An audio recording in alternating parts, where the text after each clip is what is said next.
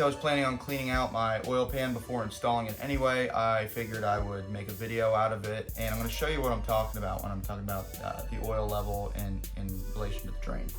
Okay, so to illustrate my point here, I have the new oil pan here to your right and the old oil pan that I was using as a drain before to the left, and I have this gallon of water I'm going to fill up, and we're going to see how soon water starts pouring out of the drain location on each of them. Notably, E36s call for 7 quarts of oil, so I'll be filling this again partially, depending on how quickly we see results.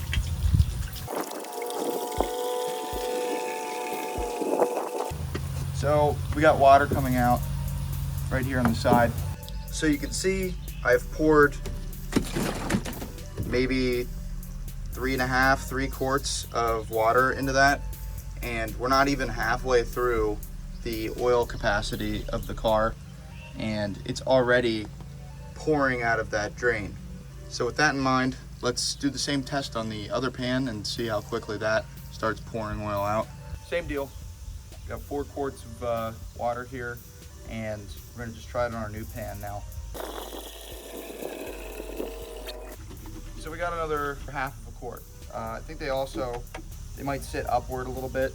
Let's say they sit a little bit upward. We're 4 quarts in.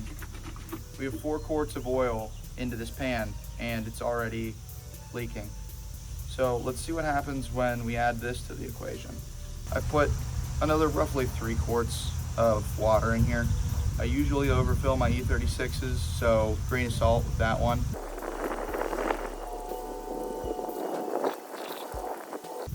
All right, so now to further illustrate my point, I've moved the other pan out of the way, but you can see I have oil all the way up to this mating surface, which is usually about where your oil is going to sit when you're at capacity.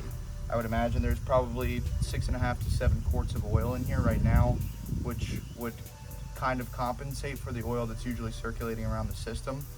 The thing to note here is right here on your gasket surface is right about where this water's sitting. So right here is where there's always going to be oil whenever your car's running. One thing you'll notice is that this drain location is still under the oil level.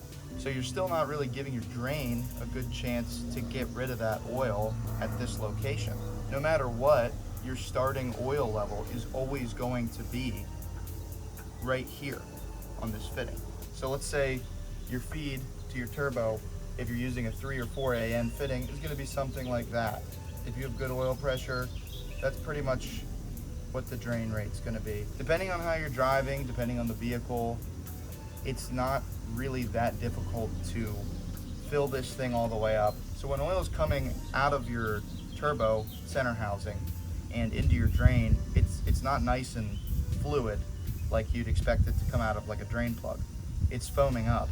It's usually getting churned within the housing of the turbo to an extent where you're not only having fluid oil at the bottom here, but you're having this buildup of air all the way up to the top of the drain.